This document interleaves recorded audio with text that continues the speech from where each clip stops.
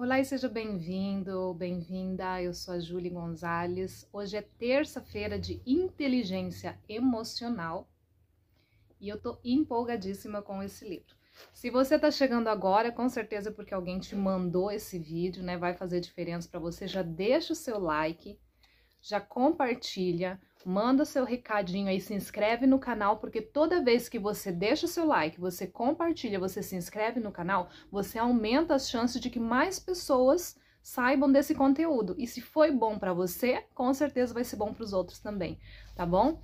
Hoje eu vou começar com a introdução do livro. Na semana passada eu comecei com um prefácio, que foi escrito por Daniel Goleman, que é o autor do livro Inteligência Emocional.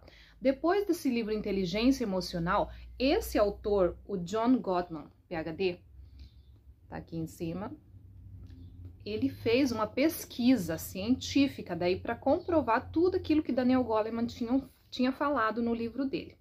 E aí ele começa a introdução falando uma coisa que eu achei fantástico. Ele diz que ele pesquisou crianças e emoções e tudo mais, 20 anos pesquisando, e ele disse que só quando a filha dele nasceu que ele realmente foi entender o que era o fato de você ser pai, de você, no caso, ser mãe também, né? Só quando a gente tem o nosso filho que a gente consegue entender as emoções que estão envolvidas. Até engasguei, gente.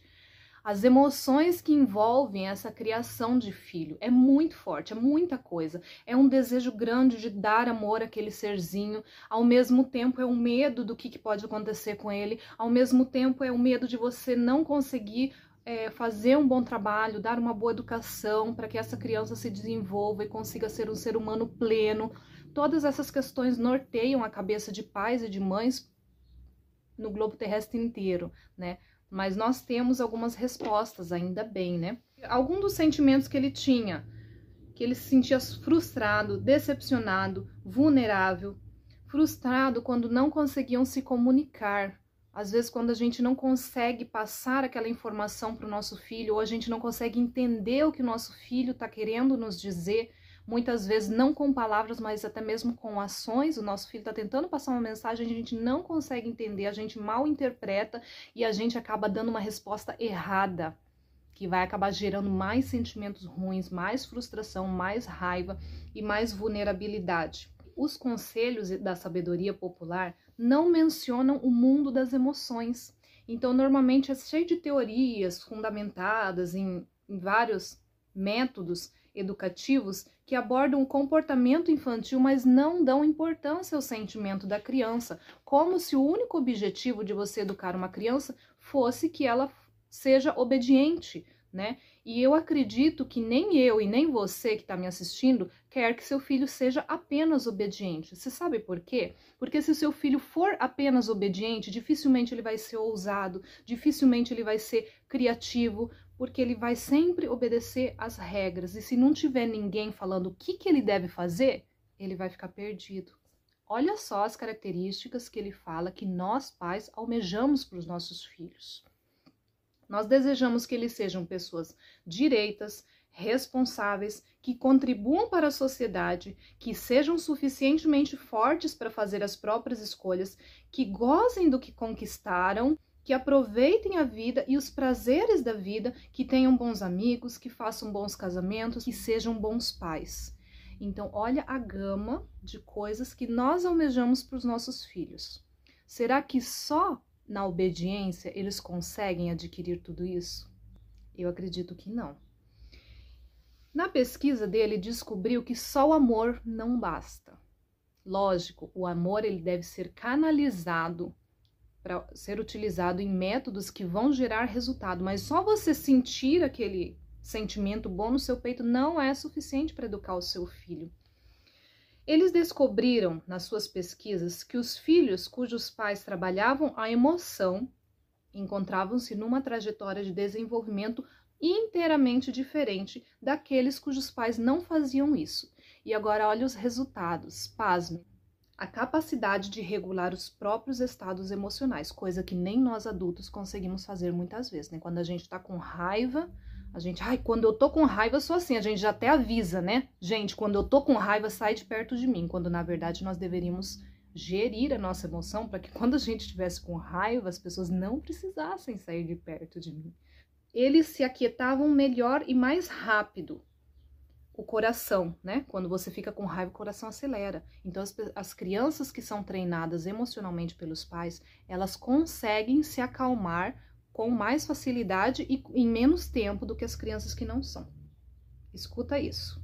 Tinham um desempenho melhor na parte da fisiologia individual envolvida no processo de acalmar-se, eram menos sujeitas a doenças infecciosas. Doenças infecciosas têm a ver, está estreitamente ligada ao emocional.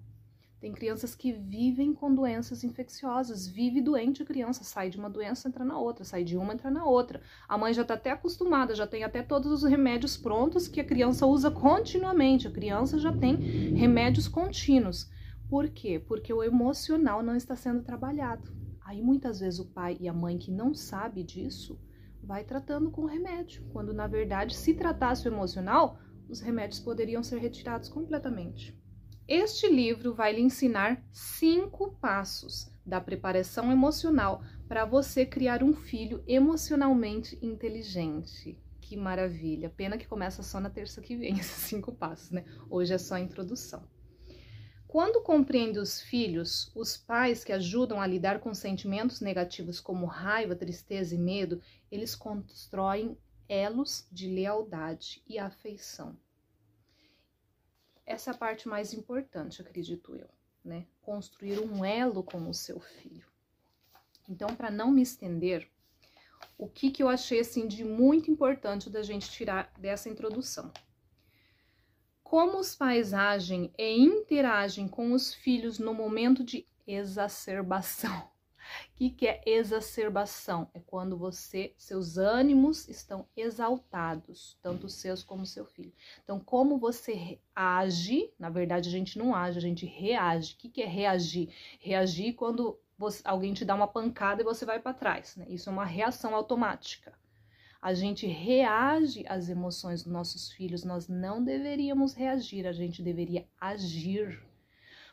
Quando o seu filho tá com raiva, tá triste, tá frustrado, você deveria parar para pensar o que você vai fazer e não agir por impulso.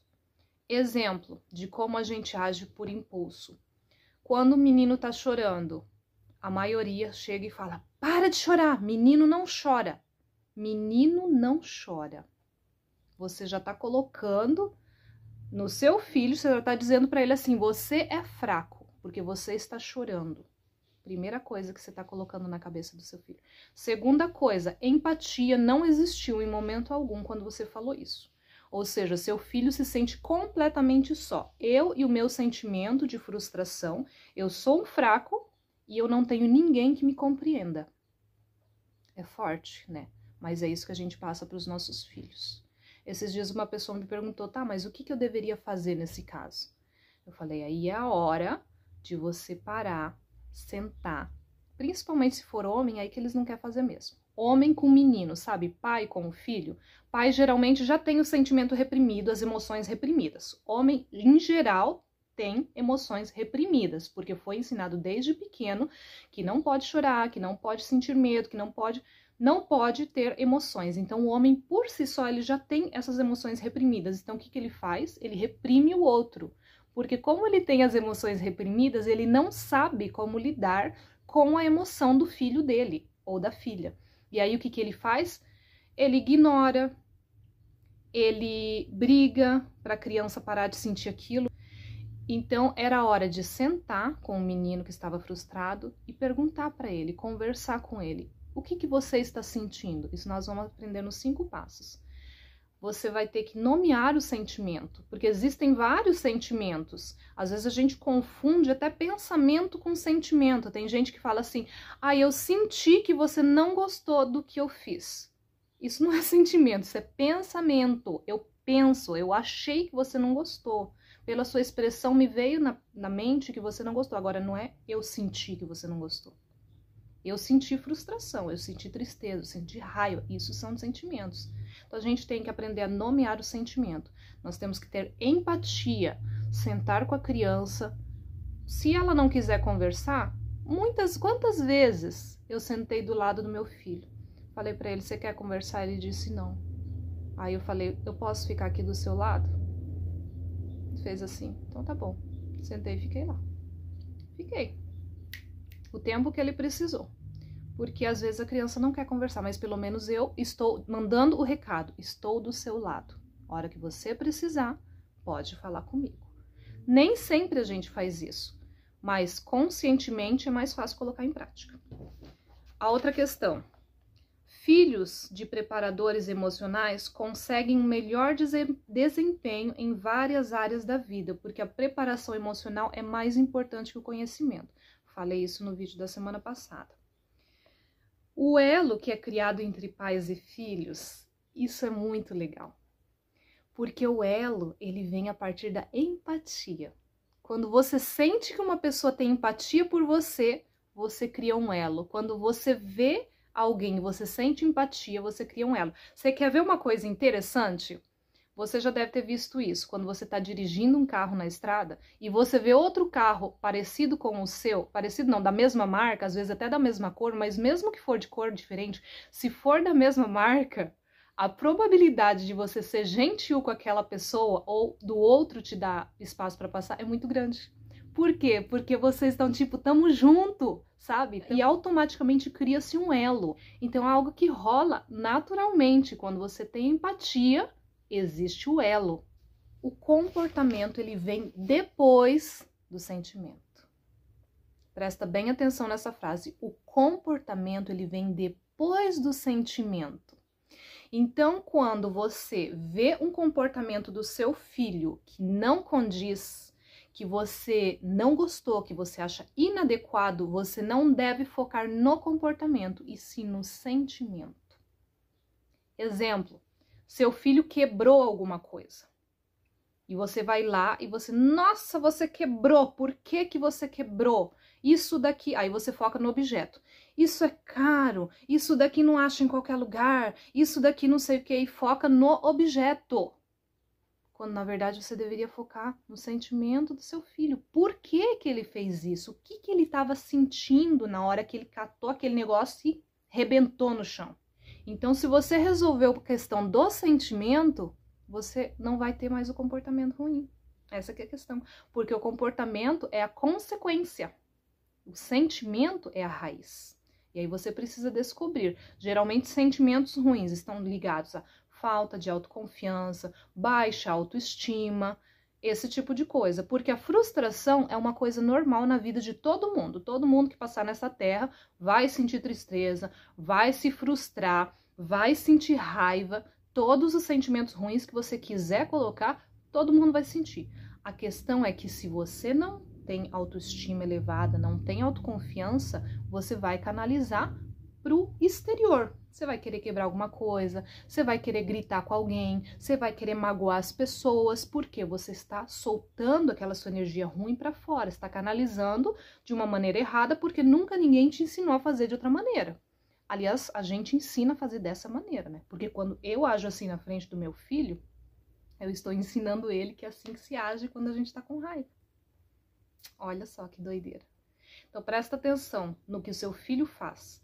Para e pensa, eu já fiz isso alguma vez? Em quase 100% do caso, pode ter certeza que você já fez. Mesmo que você não lembre, mesmo que você não tenha consciência de que você fez. Ou você, ou alguma pessoa muito próxima, fez isso e deu exemplo para a criança estar fazendo.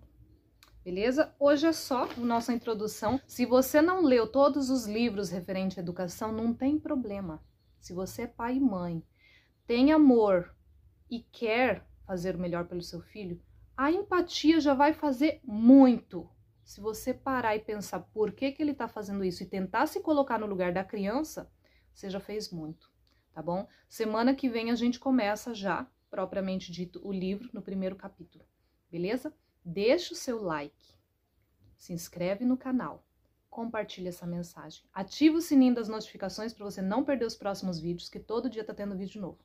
Beijo! Até a próxima!